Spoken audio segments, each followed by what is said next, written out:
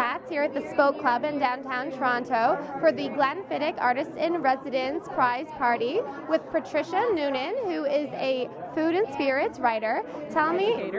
Educator. Tell me a little bit about the masculine versus feminine qualities of Scotch and whiskey. Well, I was talking with some ladies earlier because they weren't really thinking about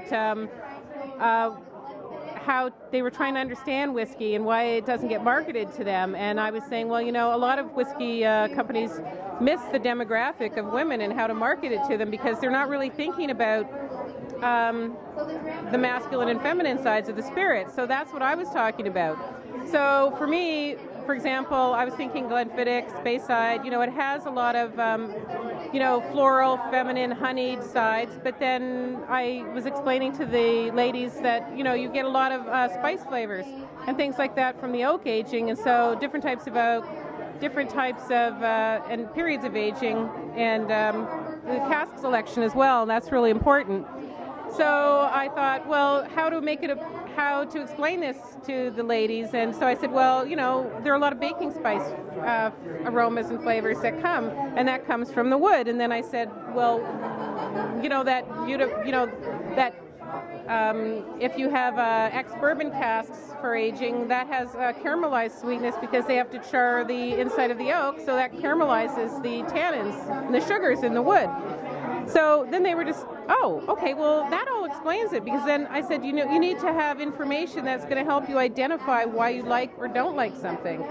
So that's where the conversation was going, and then we just talked about different components of fruit flavors that come from distillation and a malt, and how the distiller can work their magic with things like that.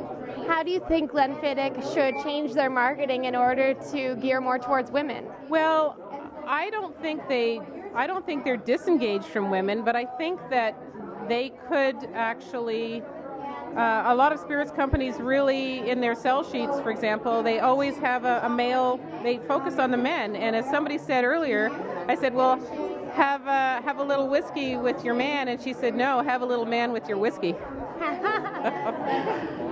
So I thought, well, that's an interesting way of putting it, but, you know, share something new together, and then explore it together, and then explore all of those masculine, feminine components, you know, have a competition.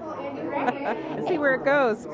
And tell me a little bit more about your work as an educator and a writer as well. Well, I've been teaching and working in hospitality for a long time, so when I was doing all my wine studies, I specialized in spirits mostly. I was teaching a lot. I'm teaching at George Brown for quite a long time, so I created spirits classes because I saw a need for a whiskey overview specifically, so that people could understand all the different whiskeys that were out there, you know, why they're different, like blends versus single malts versus Canadian or a bourbon. So those were things that I wanted people to have a basic understanding of outside of a regular bar class or outside of a regular, you know, I was doing a class on event, you know, planning and spirits for that. So, and I also wanted people to understand what food they could have with it, whiskey specifically.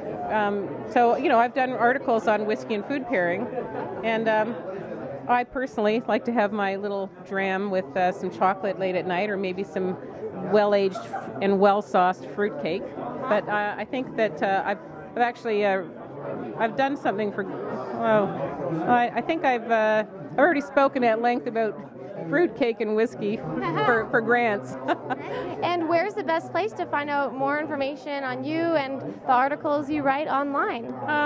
You'd have to Google me. I've been writing for Vintage Assessments, so a lot of my tasting notes are on Vintage Assessments, but I was previously a spirits critic for Wine Access, but that magazine's now defunct, so it's not really, those notes are in circulation somewhere. And